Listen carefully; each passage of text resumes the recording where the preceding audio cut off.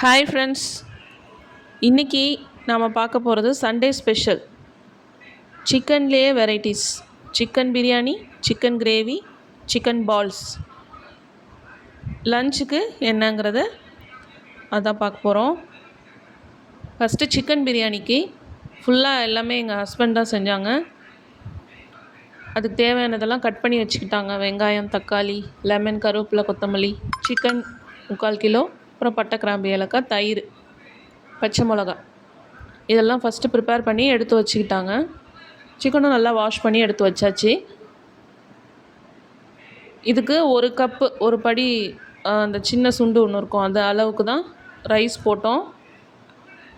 ஒரு பங்கு அரிசிக்கு 2 பங்கு தண்ணி, அந்த கணக்கில் தான் செஞ்சது. ஃபஸ்ட்டு கிரேவி ரெடி பண்ணிக்கிட்டாங்க தனியாக.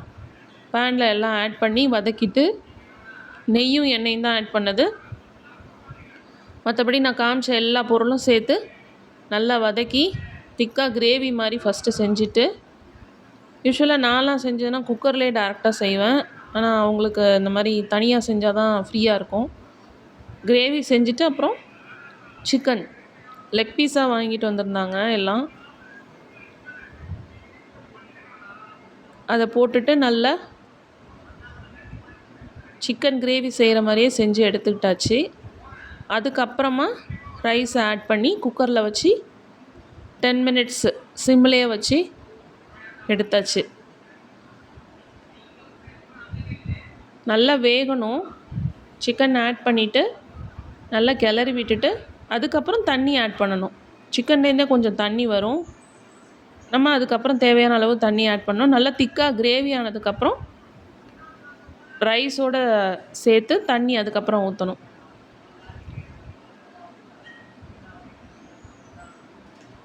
நல்லா கிளறி விட்டுட்டு சிக்கன் இதிலையே வெந்துடணும் கால்வாசி. மீதி அப்புறம் நம்ம குக்கரில் வைக்கும்போது நல்லா சாஃப்டாக பஞ்சு மாதிரி சிக்கன் வெந்துடும்.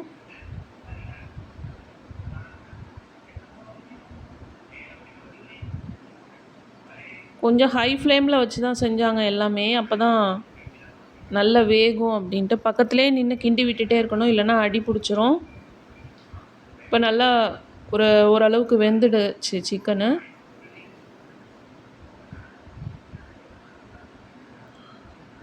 இப்போ இதில் கொஞ்சம் தண்ணி ஆட் பண்ணி இன்னும் கொஞ்சம் வேக வச்சாங்க. அடுத்து நம்ம டேரெக்டாக குக்கரை வச்சுட்டு அதில் ரைஸு, ஒரு பங்கு அரிசிக்கு 2 பங்கு தண்ணி ஆட் பண்ணி இந்த கிரேவி ஆட் பண்ணி அப்படியே கிண்டி விட்டுட்டு ஒரு லெமனை புழிஞ்சு விட்டுட்டாங்க.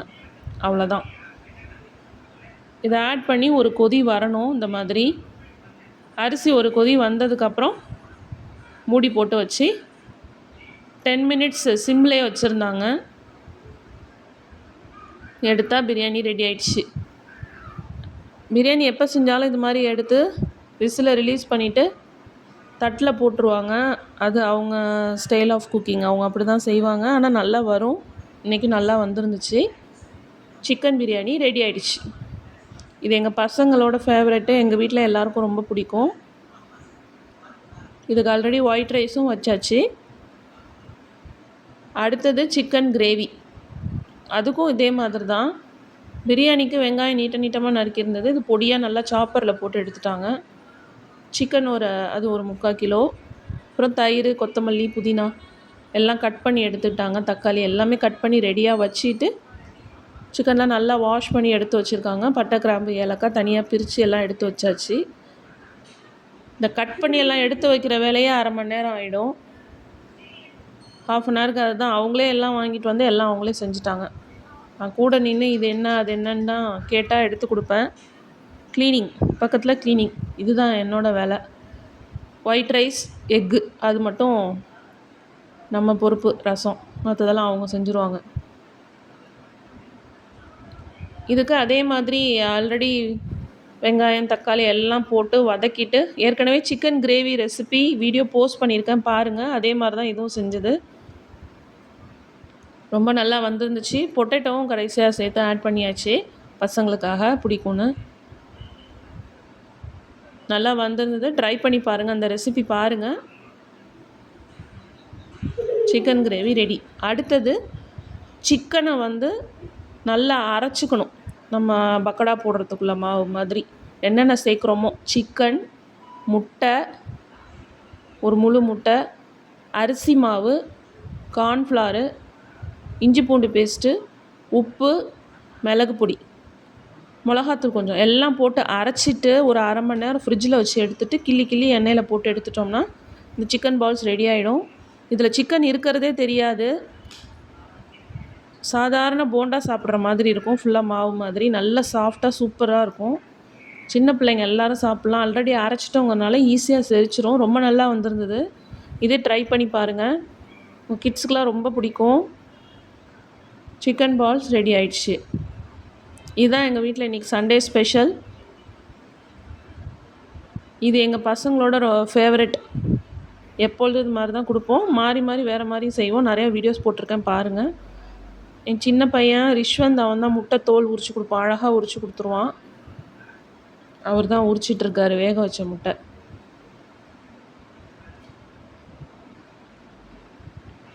எங்கள் வீட்டில் நிறையா பேர்ட்ஸ் இருக்குது. லவ் பேர்ட்ஸு கிட்டத்தட்ட ஒரு 20 பேர்ட்ஸ்க்கு மேலே பெரிய கூண்டு வச்சு வளர்க்குறாங்க. எங்கள் சாருக்கு இன்ட்ரெஸ்ட் அது.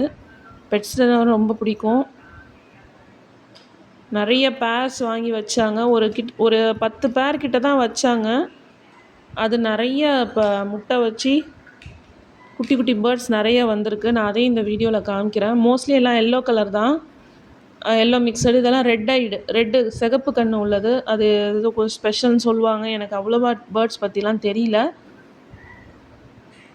பெரிய கூண்டு இது. நிறைய பானை, அதுக்கு தெனை, சோளம், ஸ்வீட் கார்னு, ஆர்டினரி சாதா கார்ன்லாம் வச்சா நல்லா சாப்பிடும். இது அந்த கூண்டோட சைடில் குட்டி பாக்ஸஸ் இருக்கும். அதுக்குள்ளே வந்து நிறைய முட்டை போட்டு குட்டி பேர்ட்ஸ் இருக்குது. பாருங்கள், இந்த இதில் 2 இருக்குது. அதுவுமே எல்லோ. அடுத்து இன்னொரு இடத்துல 3 இருக்குது பாருங்கள். எல்லோவும் லைட் க்ரீனும். இப்போ தான் அது பறக்க தெரியாது. அது அம்மா வந்து சாப்பாடு கொடுத்துட்டு போகணுன்னு சொன்னாங்க.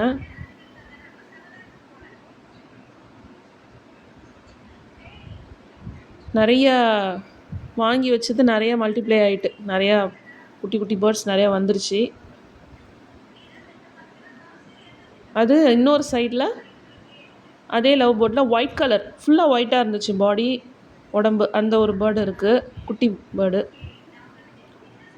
இது இன்னொரு பாக்ஸு, கீழே ஒரு பாக்ஸில். ஸோ நிறையா ஒரு 7 குட்டி பறவைகள் நிறைய.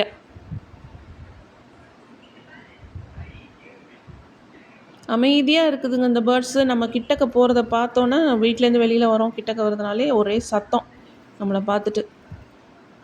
என்ன சொல்லுன்னு தெரியல. ஃபுட்டெல்லாம் இருக்குது, தண்ணியெலாம் இருக்குது. ஆனால் அது பேசணும்னு நினைக்குமா என்னன்னு தெரியல. எனக்கு அதை பற்றி புரிஞ்சுக்க தெரில. ஆனால் எங்கள் சாருக்கு இதெல்லாம் ரொம்ப இன்ட்ரெஸ்ட்டு.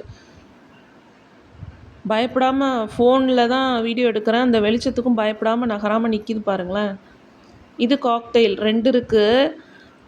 இது கொஞ்சம் வீடியோ எடுக்கிறத அந்த வெளிச்சத்தை பார்த்துட்டு பயந்துச்சு ரொம்ப. உள்ளுக்குள்ளேயே பறக்க ஆரம்பிச்சிது. 2 இருக்குது உள்ள. இன்னொன்று வந்து நம்ம வரதை பார்த்தாலே நின்ன இடத்துலையே நகர்ந்துட்டு போயிட்டே இருக்கும். நவுந்துக்கிட்டே இருக்கும். நம்மளை வந்து வெளியில் கதவு திறந்து விடு அப்படின்னு சொல்கிற மாதிரி. இது 2 பேர்டு இருக்குது. இன்னொன்று இருந்துச்சு கருப்பு கலரில், அது பறந்து போயிடுச்சு. இது ஃபின்ச்சஸ் 2 இருந்தது. 1 பறந்துருச்சு. இது 1 தான் இருக்குது. இந்த வீடியோ உங்களுக்கு பிடிக்கும்னு நினைக்கிறேன். சப்ஸ்கிரைப் பண்ணுங்கள், கமெண்ட் பண்ணுங்கள், ஷேர் பண்ணுங்கள், லைக் பண்ணுங்கள், சப்போர்ட் பண்ணுங்கள். எதுவும் கரெக்ஷன்ஸ் இருந்துச்சுன்னா கமெண்ட் பண்ணுங்கள். என்னோடய வீடியோஸ் நிறையா அப்லோட் பண்ணியிருக்கேன். எல்லாமே பாருங்கள். சப்ஸ்கிரைப் பண்ணுங்கள். தேங்க்யூ.